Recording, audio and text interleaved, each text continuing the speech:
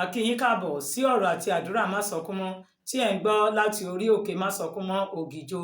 Brọ́dá B.A. Ọlọ́runtọ́lá ti ṣetán láti kọ́ wa ní ọ̀rọ̀ náà. Ẹ kú etígbọ̀. Welcome to Máṣọ̀kúnmọ́ Word and Prayer Message, reaching you from Máṣọ̀kúnmọ́ Prayer Mountain, Ògìjò. Brọ́dá B.A. Ọlọ́runtọ́lá is ready to teach us the word. Happy listening. Táàyè bá wà, ẹ ṣe àmì ìṣẹ̀lẹ̀ ibi ni ayé fi mọ Húsà, yes or no. Ìwé Sámúẹ́lì kejì chapter 6, gbogbo ẹ̀dá tó kọ̀ láti wá kí ẹ fún nǹkan rẹ̀, tí wọ́n ní ní ọkàn láti kí ẹ fún nǹkan bí fún ìbànújẹ́, mo kéde ẹ̀ títí tí òòrùn ayé ẹ fi máa wọ̀, Ọlọ́run máa disappoint wọn lórúkọ Jésù. Amen. Mò ń kà látinú ìwé Èsíkẹ́lì orí ìkejìdínláàádọ́ta ẹsẹ̀ ìkarùndínlógójì, ìpàdé ẹ̀ Olúwa ń bẹ níbẹ̀. I'm reading from the book of Prophet Ezekiel chapter 48 and verse 35. The part of it that says, the Lord is there. Ẹsẹ̀ Bíbélì tí a kà yìí ni a ti ń ṣèrànṣẹ́ bọ̀ ní kíláàsì yìí, eléyìí tí àkórí ẹ̀ sọ pé ibi tí Ọlọ́run bá wà. Síríìsì 9 òun ni ṣèrànṣẹ́ kan báyìí. From this verse is where we will be teaching ourselves in this class on the theme that says, where the Lord dwelleth. And this is verse 9 of it. Case study wa níbí òun ni Ananiah pẹ̀lú Sàfírà. A ó kọ́ ẹ̀kọ́ látara wọn láti inú ìwé Ìṣe Àpọ́stélì orí 5 ẹsẹ̀ 1 sí ẹsẹ̀ 11 rẹ̀. Our case study here is Ananias and Sapphira. We're going to learn from the Acts of the Apostles, chapter 5, from verse 1 even to 11 of it. Ní abẹ́ iṣẹ́ ìránṣẹ́ ibi tí Ọlọ́run bá wà yìí, a ti wà ní ìpele tó jẹ́ pé ó ní ṣe pẹ̀lú ìjọ tí Ọlọ́run bá wà. Tí topic bá jẹ́ ibi tí Ọlọ́run bá wà, tíìmù rèé, ìjọ tí Ọlọ́run bá wà. Kí ló náà tó kàn tó jẹ́ pé ìkẹta tí a máa ṣẹlẹ̀ nínú ìjọ bẹ́ẹ̀, ó ní pé àwọn tó jẹ́ ọmọ ìjọ yẹn wọ́n á jẹ́ olóòótọ́ underline sí ẹ̀mí Ọlọ́run tí ń ṣe ẹ̀mí mímọ́. Bí wọ́n bá ti jẹ́ olóòótọ́ sí ẹ̀mí Ọlọ́run tí ń ṣe ẹ̀mí mímọ́, wọ́n á jẹ́ olóòótọ́ sí àwọn adarí wọn. Now, we are in this part on the theme that says where the Lord liveth, and this is church or part of it. That is the church where God dwelleth. And here now, the third thing that will happen in the church where God dwelleth is that even the members will be faithful to the Holy Spirit and to the direction of the Holy Spirit, and after that to their leaders. Ìwé aláwọ̀ sọ pé bí ilẹ̀ bá ń yọ ara wájú, èrò ẹ̀yìn á máa fiyèsí ni. Ananiah àti Sàfírà ọmọ ìjọ ni wọ́n. Ìkànnì àwọn tó jẹ́ pé àwọn tó yẹn ń porúkọ Jésù ń gba Jésù jẹ́ pé àpè ní ara ní Olúwa ni wọ́n. Àmọ́ wọ́n fi àyè gba ìṣòótọ́ tó mú kí wọ́n parí. A fẹ́ ti ara tí wọ́n kọ́ ẹ̀kọ́ kí àwa náà lè mọ̀ pé àwọn tó bá jẹ́ ìjọ tòótọ́ tí Ọlọ́run dẹ̀ ń gbé ibẹ̀, dandan ni kí wọ́n jẹ́ olóòótọ́ sí ẹ̀mí mọ́, kí wọ́n jẹ́ olóòótọ́ sí àwọn adarí wọn. Now, Ananias and Sapphira, they are members of the church, and they have been what they are expected to do. But because of their unfaithfulness, they allow unfaithfulness to take hold of their system. And as such, they did not end well. And that is what we will learn from them. So that if of a truth we are saying our church God dwelleth there, we need to be faithful. Ó ṣe pàtàkì fún àwa tí ìgbẹ̀yìn ayé dé bá ìrántí àwa ìjọ tí a wà ní àsìkò yìí láti ti ara àwọn Ananias Sàfírà láti kọ́ ẹ̀kọ́ nítorí àwọn ìdí kan. Ìdí kìíní. It is very necessary and compulsory for us, where of with the end of time meet now, to learn from Ananias and Sapphira because of these following reasons. Number 1. Ìdí ẹ̀rí ọ̀rọ̀ English àmì ni ó ní if you are to learn only from your own mistake, you may not live long enough to make all the mistakes you can learn from. Hence, it is wisdom to learn from others. Tó bá jẹ́ pé nínú àṣìṣe tiẹ̀ èmi àwa àwọn láti fẹ́ kẹ́kọ̀ọ́ nìkan láyé, a lè má gùn lẹ́mìí tó láti ṣe àwọn àṣìṣe tí a máa tara ẹ̀kẹ́kọ̀ọ́. Ṣùgbọ́n ó dá láti kọ́ ẹ̀kọ́ látara àwọn àṣìṣe àwọn ẹlòmíràn. Lára àwọn àṣìṣe àwọn eléyìí, Ananias àti Sàfírà yìí, ẹ̀kọ́ tá a lè kọ́ ńbẹ̀ ó tó fún ẹni tó bá jẹ́ pé lóòótọ́ ló sọ pé ìjọ bí ọkàn Ọlọ́run, ọmọ ìjọ Jésù lòun, kó jẹ́ olóòótọ́ pẹ̀lú Ọlọ́run àtàwọn tó ń darí wọn. Now, listen very carefully. Now, if you are able to rely on our own experience, on our own mistake, it's very too short for us even to learn from it or to learn from it, because our life might be too short to learn from it. But if you learn from another people's mistake, then it will be very easy for us now to correct ourselves. And that is something in this case. So that if we learn from them, we'll be able to showcase our life, whether of a truth. If of a truth, we are God's church, we not to be faithful to the church. Ananias or Sàfírà, àwọn ló ní ilẹ̀ ìní wọn tí wọ́n tà nítorí iṣẹ́ ìrere tó jẹ́ pé gbogbo ìjọ fẹ́ ṣe yes or no capital S.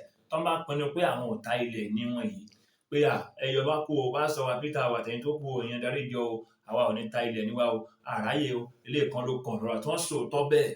Àwọn ìjọ ìgbà yẹn ò ní fipá mú wọn bí àwọn ìjọ àsìkò yìí kankan tó jẹ́ pé àwọn ọmọ bọ́n ṣe ń rìn, bí wọ́n ṣe ń fipá, bí wọ́n ṣe ń rọ àwọn èèyàn, àbí pẹ̀lú tó bá rí pé wọ́n rìn ní tí ẹ̀rín, wọ́n rọ̀ yín ẹ̀gbẹ́ rírọ̀, wọ́n tẹ̀yìn gbérù yín pẹ̀lú pé wọ́n dolúwa wíwà lóluwà wí, pẹ̀lú àwọn ọ̀rọ̀ ìdẹ́rùbà yalẹ̀ tẹ́gbọ́n àwọn ìgbà yẹn yàtọ̀ sí àwọn ti àsìkò yìí bẹ́ẹ̀ ká níwọ̀n ta ilẹ̀ ni wọn káwọn ò ta wọn tà náà nìyẹn o. Now, Ananias and Sapphira, they are the bona fide owner of their own land. And they willingly agreed to sell the land for the spread of the gospel. If they have told even the leaders of old that of a truth is our land, but we are not ready even to sell this land for whatever reason at all, they will not even force them, not like the church of nowadays. They will not force them in order to, not like nowadays that they will force you, they will compel you to the extent that even they can use the name of God. Even they will say God says when God did not say, to make sure that they collect that. káàtẹ̀ wá ní Ananias àti Sapphira àwọn ata ilẹ̀ níwọ̀n yìí tó wá yọ ọ́nà owó tó ń sọ fún àwọn adarí ọ̀pẹ wo 100,000 naira àpẹẹrẹ bí wọ́n fi ṣe látàlẹ̀ yìí o àmọ́ ṣùgbọ́n bọ̀ṣá àwọn bùkátà kan wà nínú ẹbí wa tá a fẹ́ gbọ́ àti yọ 35,000 naira ń bẹ̀ tí wọ́n ṣòótọ́ bẹ́ẹ̀ èmi rò pé wọn ò ní rí kú yes or no capitalism.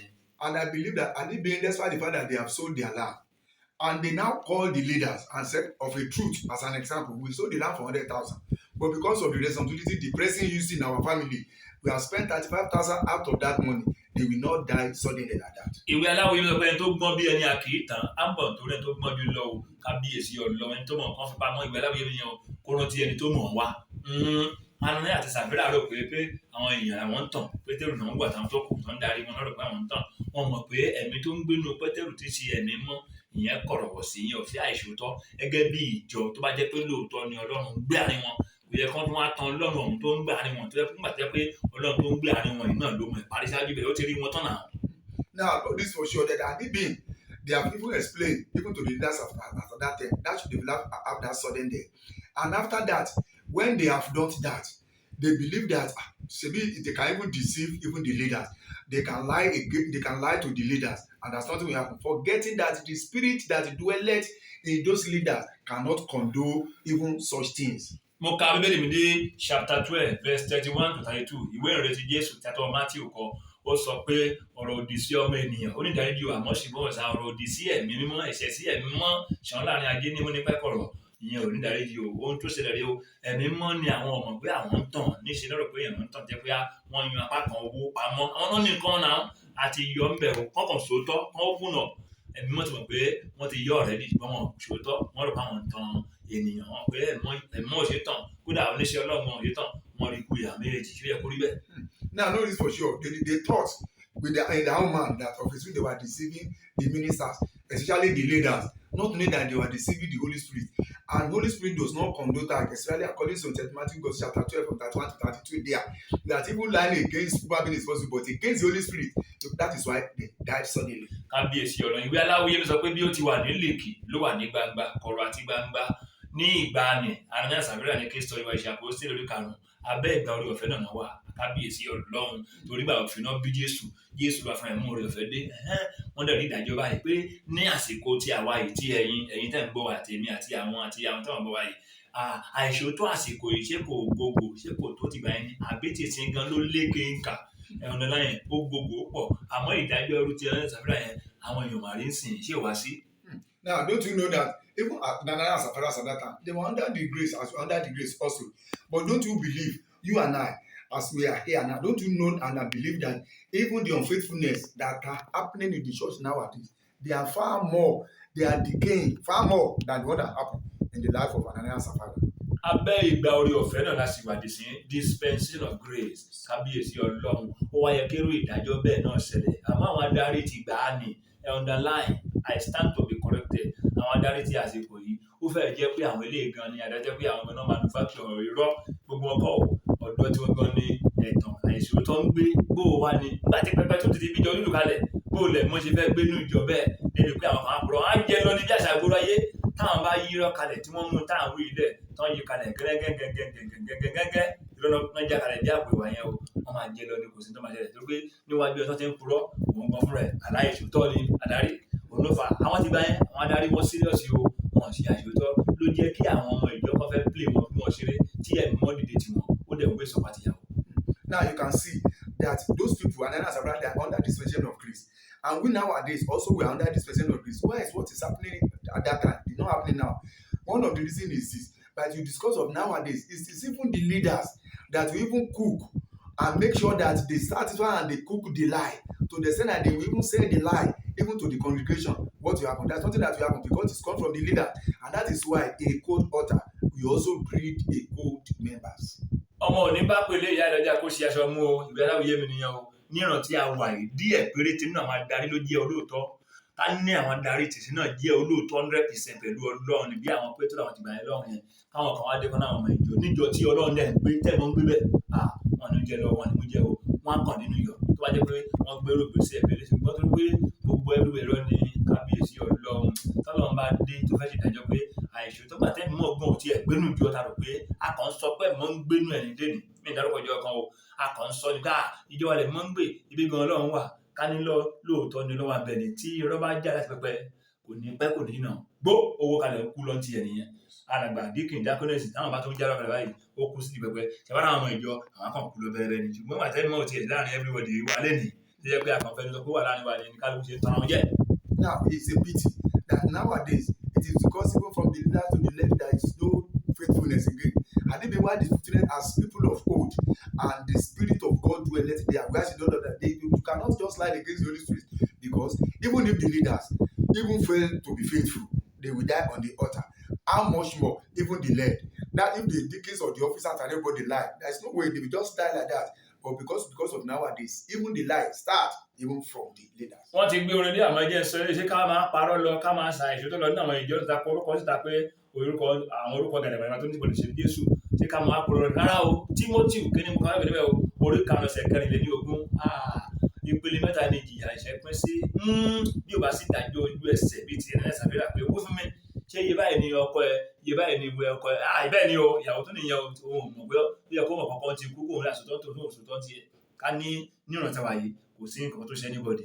Timothy kìíní 5:24 àwọn kan ó ń tẹ̀lé wọn kiri ẹ̀ṣẹ̀ wọn ń tẹ̀lé wọn kiri ìyà ẹ̀ṣẹ̀ tí wọ́n nìyẹn o níbi tí lẹ́kùn jẹ́ kó ti ṣí kan wọlé fún ilé olórí aláàánú lẹ́kùn tètè wọn wọn láì wọlé àfẹ́tọ́ má gbàdúrà lójú ẹ̀jẹ̀ pé Ọlọ́run ìdájọ́ wọn àwọn kan rèé tó jẹ́ pé a máa lọ ṣáájú sí ìdájọ́ àwọn ilé ló tiẹ̀ burú ju o tó pé bàbá òkú ilé ló lọ ìyá òkú aṣọ áńgẹ́lì ló gbé bàbá lọ sọ́run rẹ̀ ni wọ́n á rò pé ó ti lọ ṣáájú sí ìdájọ́ àwọn yẹn ti kò sú ọ pé ìjọba àwọn wà fún wọn torí pé láyé mídíà dá máa gbádùn olóbi jẹ́ pé ìpele mẹ́ta tí ìdí ẹ̀ṣẹ̀ pín sí àwọn kan rẹ̀ kíákíá tó bá ti dá báyìí kó wá gbò fúnra báyìí Ọlọ́run máa tó àṣírí máa fún discipline yá jókòó sínú ìjọ oṣù mẹ́fà ọdún kan àti bẹ́ẹ̀ bẹ́ẹ̀ lọ. So ní àsìkò tí a wà yìí tó wáyé pé lóòótọ́ ni Ọlọ́run ń gbénú ìjọ tí ẹ̀yin wà tí ẹ̀yin wà tá a wà kò ní sí àìṣòótọ́ ń bẹ o bó a ṣe ń rí káàkiri ẹni o.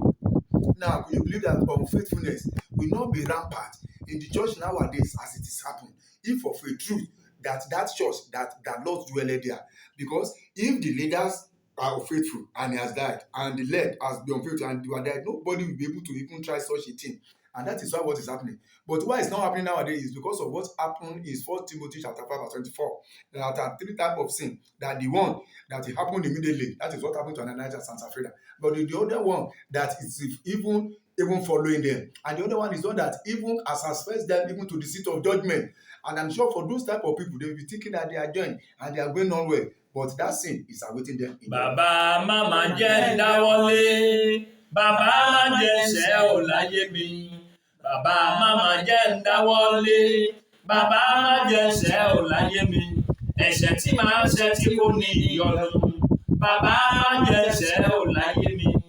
Àti tí àwa ṣẹ̀ gan tí ó ní ìyọnu ẹja pariwo láàyè lọ́wọ́. Orúkọ Jésù bí ara ẹ̀mí irọ́ ẹ̀mí àìṣòro ẹ̀mí ìfẹ́ owó àti àwọn tó kù nínú ayé mi àìfáyà báyìí jáde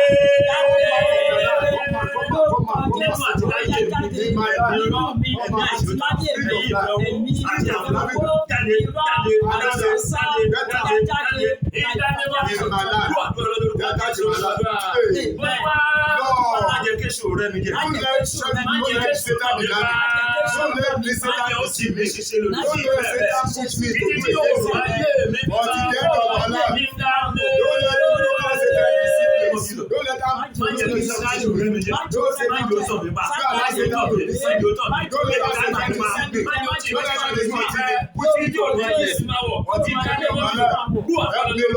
Lord. Remove Satan from me, over my life, over my wife, over my children, over my family, over my business, over my life, over my content. Remove Satan. Remove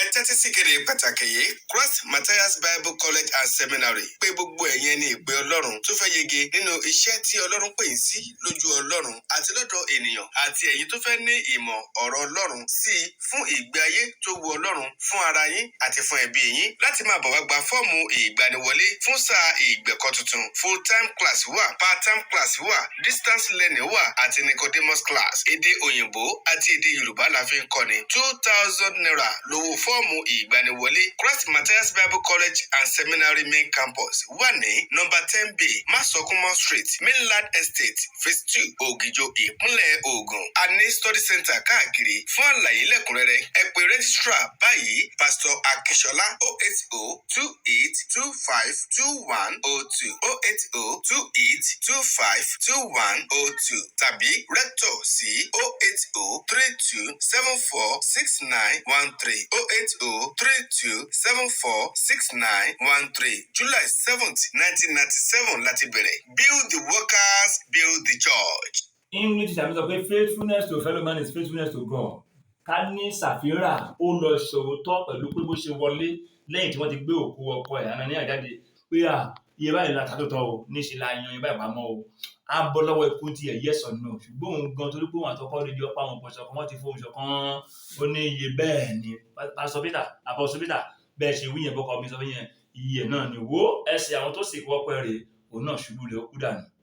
Now you can see, had it been that Sapphira was faithful, had it been that knew that of a truth that the husband had died, had it been she now said, oh, of a truth, we sold the life for so amount, but we recover and we retrieve so amount, maybe for pressing you for so thing. It's very, very possible that she wouldn't have died.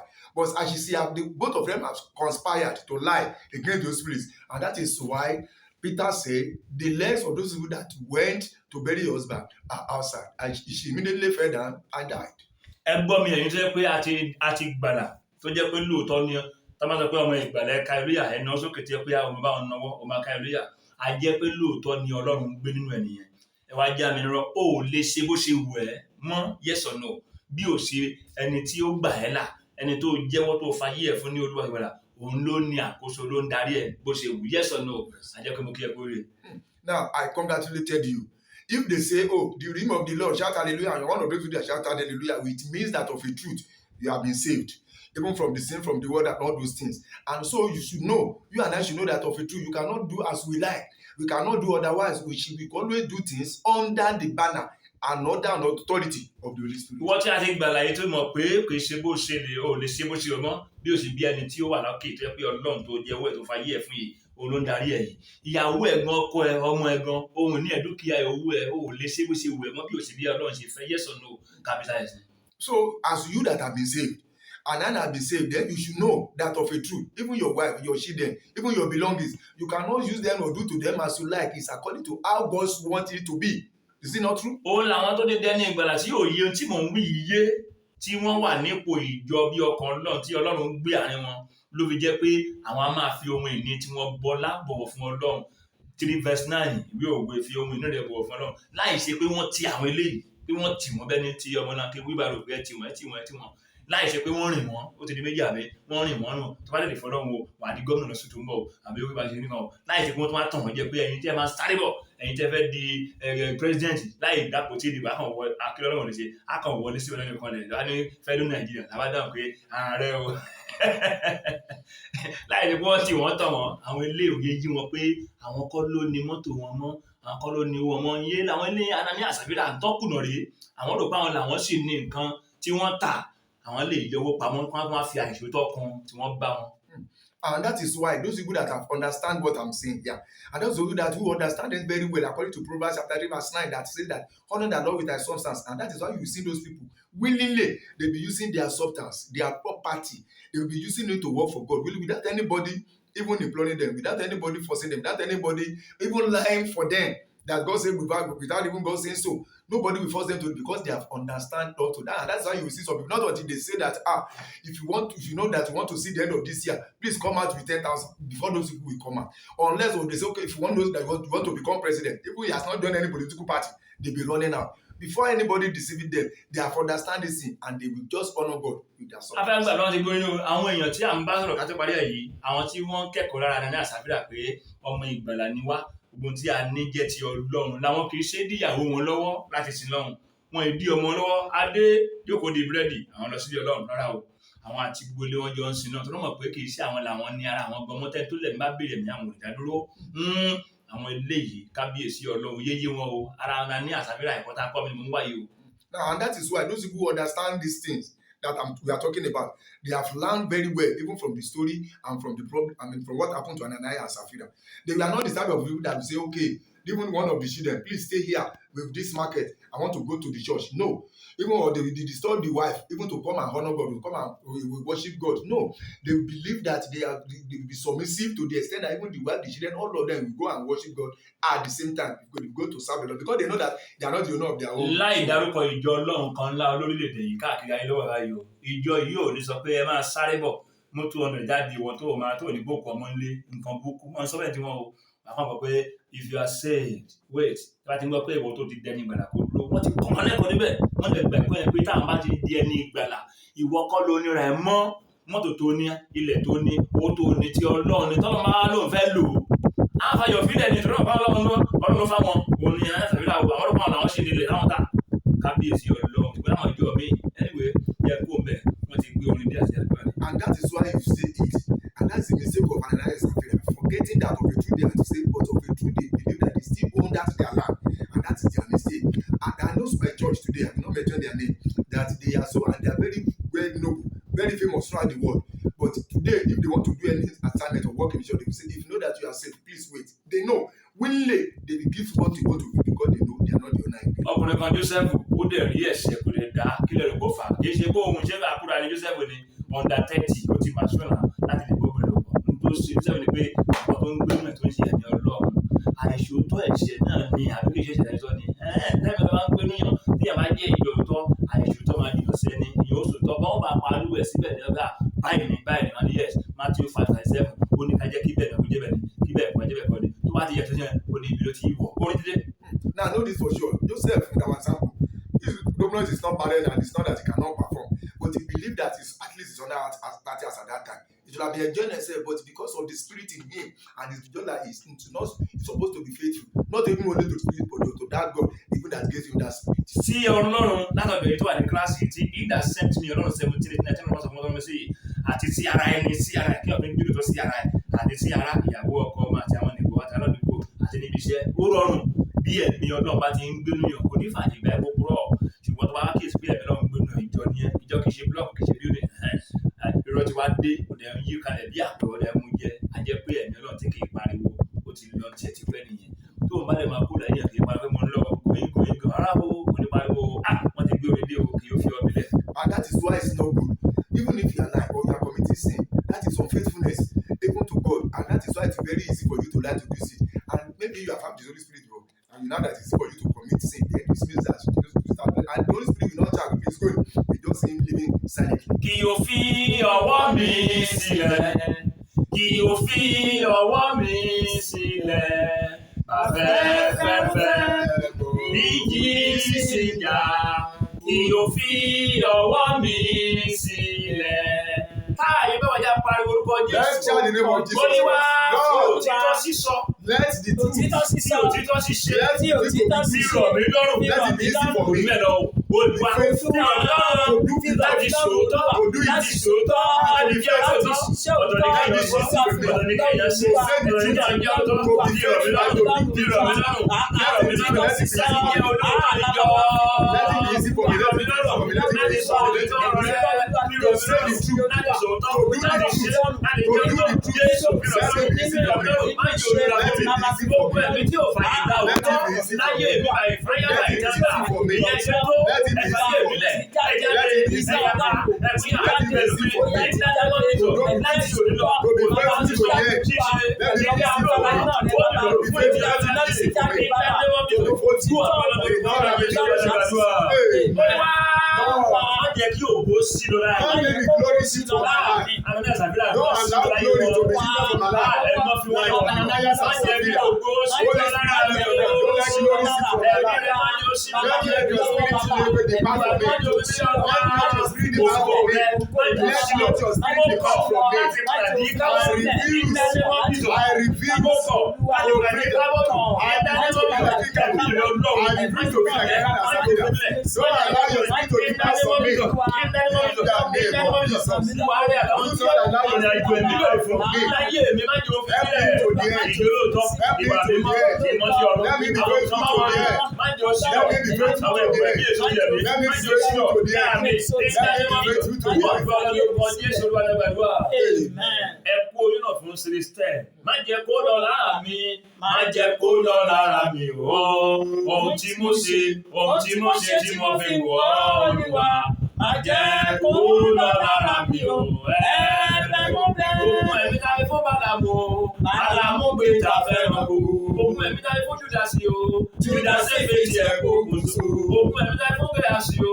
Gẹ̀ásì fèjì fẹ̀tẹ̀ mọ́ra. Ohun tí mo ṣe tí mo fi wọ̀ ọ́ Olúwa. Má jẹ́ kó lọ lára mi o. Ẹ̀ẹ́dẹ́ mo bẹ̀. Kámẹ́rámà ní Bólúwa ti fẹ́. Ọlọ́run wà, Ọlọ́run tó lọ́wọ́ mi ní oníwáìtì. Pastor Dr. Mrs. Margaret Olúwadámilékun wáìfì mi àjọṣe oníwáìtì níwáìtì. B.A. Ọlọ́run tọ́lá ní orúkọ tèmi tí ayé mọ̀ sí Máṣọ̀kúnmọ́. Jésù Ọlọ́run Máṣọ̀kúnmọ́ ààyè ló wà. My name is Agbola, God of Masokumo. You are alive forever.